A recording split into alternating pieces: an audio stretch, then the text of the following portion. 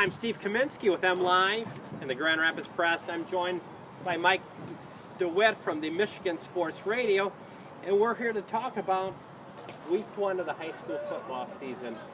Mike, what was the biggest surprise of week one?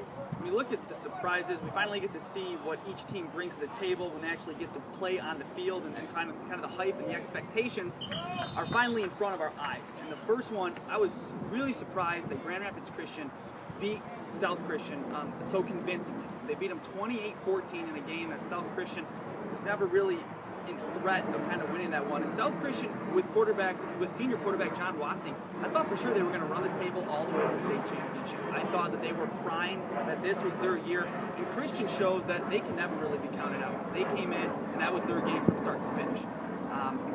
My surprise number two, Eric Plate, running back from Greenville, 8 carries, 265 yards, new school record, and a 63-13 beatdown over Belding, a playoff team from last year.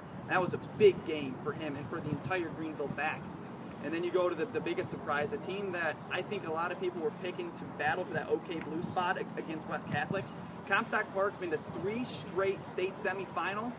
Started the year with a 50-13 loss to Cedar Springs, and now Comstock's trying to pull themselves back together and thinking about how making the playoffs this year, not necessarily taking it further, but they need to get to 6 wins. 3 big surprises from week one. I also thought the way Granville beat Jenison, first game under a new coach, very impressive. That caught some people's attention. Yeah, and Granville breaking in that new wing T offense that they're bringing, 3 running backs, over 100 yards, which is huge. And that could be, I mean, Granville's looking for that 6-win plateau to make the playoffs. Haven't been there in a while, and they could be a dark horse candidate in the OK Red, maybe pull an upset here or there. We're at East Kentwood because East Kentwood is hosting Friday's Grand Rapids Game of the Week against Fort Sill Central. Please join us on M Live and the Michigan Sports Radio for extended coverage of the Week 2 Game of the Week. Thank you for joining us.